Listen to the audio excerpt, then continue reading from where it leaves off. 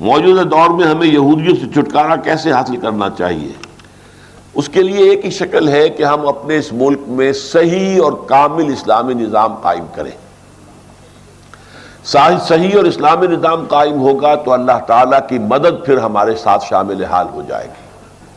اللہ کی مدد کے بغیر یہودیوں سے کا مقابلہ ناممکن ہے۔ یہودیوں کی پشت پر پوری عیسائی دنیا اس وقت ہے۔ سول سپریم پاور آن ارتھ امریکہ، وہ ان کا اعلی کار ہے۔